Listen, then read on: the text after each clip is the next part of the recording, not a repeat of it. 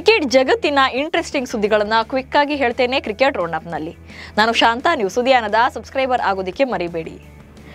RCB ಸಂಭ್ರಮಾಚರಣೆ ವೇಳೆ ಬೆಂಗಳೂರಿನ ಚಿನ್ನಸ್ವಾಮಿ ಮೈದಾನದಲ್ಲಿ ಕಾಲ್ತುಳಿತ ಸಂಭವಿಸಿ 11 ಜನ ಪ್ರಾಣ ಬಿಟ್ಟಿದ್ರು. ಈ ಪ್ರಕರಣ ಸಂಬಂಧ ಈಗ ಎಫ್ಐಆರ್ ದಾಖಲು ಮಾಡಲಾಗಿದೆ. ಆರ್ಸಿಬಿ ಕಾರ್ಯಕ್ರಮ ಆಯೋಜನೆ ಮಾಡಿದಂತ ಡಿಎನ್ಎ ಕರ್ನಾಟಕ ರಾಜ್ಯ ಕ್ರಿಕೆಟ್ ಸಂಸ್ಥೆ ಆಡಳಿತ ಮಂಡಳಿಯ ವಿರುದ್ಧ ಕಬ್ಬನ್ ಪಾರ್ಕ್ ಪೊಲೀಸ್ ಠಾಣೆಯಲ್ಲಿ ಮೊದಲ ಎಫ್ಐಆರ್ ದಾಖಲು ಮಾಡಲಾಗಿದೆ. ಪೊಲೀಸರು ಚಿನ್ನಸ್ವಾಮಿ ಕ್ರೀಡಾಂಗಣದಲ್ಲಿ ಕಾರ್ಯಕ್ರಮ ಆಯೋಜಿಸಿದ್ದ 3 ಆಯೋಜಕರು ಸೇರಿದಂತೆ 4ರನ್ನ ಬಂಧನ ಮಾಡಿದ್ದಾರೆ. ಮುಂಬೈಗೆ ತೆರಳುತ್ತಾ ಇದ್ದಂತ ಆರ್ಸಿಬಿ ಮಾರ್ಕೆಟಿಂಗ್ ಮುಖ್ಯಸ್ಥ ನಿಖಿಲ್ ಸೋಸಲೆ, ಡಿಎನ್ಎ ಮ್ಯಾನೇಜ್ಮೆಂಟ್ ಸಿಬ್ಬಂದಿ ಸುನಿಲ್ ಮ್ಯಾಥ್ಯೂ, ಕಿರಣ್ ಮತ್ತು ಸುಮಂತ್ ಬಂಧಿತರಾಗಿದ್ದಾರೆ. ಸದ್ಯ 4 ಆರೋಪಿಗಳನ್ನ ಕಬ್ಬನ್ ಪಾರ್ಕ್ ಪೊಲೀಸರು ವಿಚಾರಣೆ ನಡೆಸ್ತಾ ಇದ್ದಾರೆ. ಆರ್ಸಿಬಿ ಕಾಲ್ತುಳಿತದ ಬಗ್ಗೆ ಮಾಜಿ ಆಟಗಾರ ಮದನ್ ಲಾಲ್ ಅವರು ಹೇಳಿಕೆ ನೀಡಿದ್ದಾರೆ. ಈ ಘಟನೆಯನ್ನ ಜನ ಸುಲಭವಾಗಿ ಮರೆಯೋದಿಲ್ಲ. ಜನರು ಹೊರಗಡೆ ಸಾಯ್ತಾ ಇದ್ರೆ ಒಳಗಡೆ ಸಂಭ್ರಮಾಚರಣೆಯಲ್ಲಿ ತಂಡ ಮುಳುಗಿತ್ತು.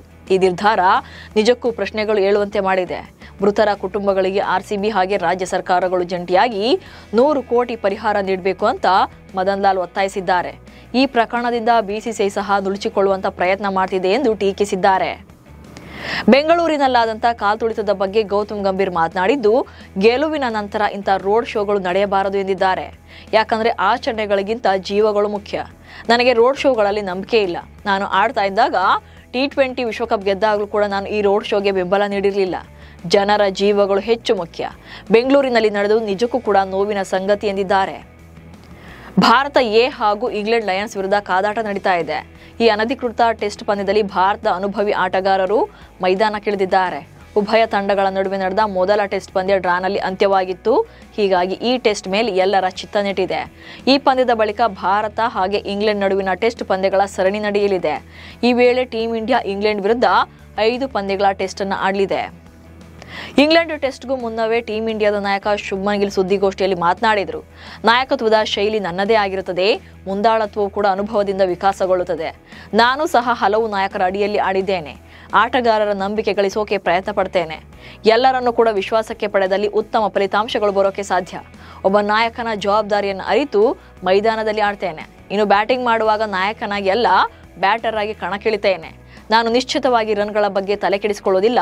ತಂಡದ ಪ್ರದರ್ಶನ ಮುಖ್ಯವಾಗಿದೆ ಎಂದಿದ್ದಾರೆ. ಕೋಚ್ ಗೌತಮ್ ಗಂಭೀರ್ ಇಂಗ್ಲೆಂಡ್ನಲ್ಲಿ ಗೆಲುವು ಸಾಧಿಸುವುದು ಎಷ್ಟು ಕಷ್ಟವಾಗುತ್ತದೆ ಎಂಬುದರ ಕುರಿತು ತಮ್ಮಲ್ಲೇ ಆದ ಶೈಲಿಯಲ್ಲಿ ಸ್ಪಷ್ಟವಾಗಿ ಹೇಳಿದ್ದಾರೆ. ಇಂಗ್ಲೆಂಡ್ನಲ್ಲಿನ ಪರಿಸ್ಥಿತಿಗಳು ತುಂಬಾ ಕಷ್ಟಕರವಾಗಿರುತ್ತವೆ. ಅಲ್ಲಿ ಕೇವಲ ರನ್ ಗಳಿಸೋದ್ರಿಂದ ಗೆಲುವು ಖಚಿತವಾಗೋದಿಲ್ಲ. ಇಂಗ್ಲೆಂಡ್ನಲ್ಲಿ ನೆಲ ಮಾತ್ರವಲ್ಲ, ಆಕಾಶ ಕೂಡ ದೊಡ್ಡ ಪಾತ್ರ ವಹಿಸುತ್ತೆ. ಅಲ್ಲಿ 1000 ರನ್ ಗಳಿಸಿದ್ರೂ ಗೆಲುವು ಖಚಿತವಾಗೋದಿಲ್ಲ. ನೀವು 20 ವಿಕೆಟ್ಗಳನ್ನು ಪಡೆದರೆ ಮಾತ್ರ ಗೆಲ್ಲಬಹುದು ಎಂದಿದ್ದಾರೆ. ಇನ್ನು ಇಂಗ್ಲೆಂಡ್ ಪ್ರವಾಸದಲ್ಲಿ ಜಸ್ಪ್ರೀತ್ ಬುಮ್ರಾ ಕೇವಲ 3 ಪಂದ್ಯಗಳನ್ನು ಮಾತ್ರ ಆಡ್ತಾರೆ ಎನ್ನಲಾಗ್ತಾ ಇದೆ. ಈ ಬಗ್ಗೆ ಮಾತನಾಡಿರುವಂತಹ ಗಂಭೀರ್, ಬುಮ್ರಾ ಯಾವ 3 ಟೆಸ್ಟ್ಗಳನ್ನು ಆಡ್ತಾರೆ ಎಂಬುದನ್ನು ನಿರ್ಧಾರ ಮಾಡಲಾಗಿಲ್ಲ. ಸರಣಿಯ ಸ್ಥಿತಿಯನ್ನು ನೋಡಿದ ನಂತರ ಈ ನಿರ್ಧಾರವನ್ನು ತೆಗೆದುಕೊಳ್ತೇವೆ. ನಮ್ಮಲ್ಲಿ ಗುಣಮಟ್ಟದ ಬೌಲರ್ಗಳಿದ್ದಾರೆ.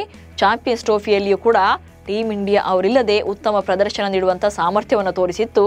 ಈ ಬಾರಿ ಕೂಡ ಅದೇ ಕೆಲಸವನ್ನು ಮಾಡ್ತೇವೆ ಎಂದಿದ್ದಾರೆ.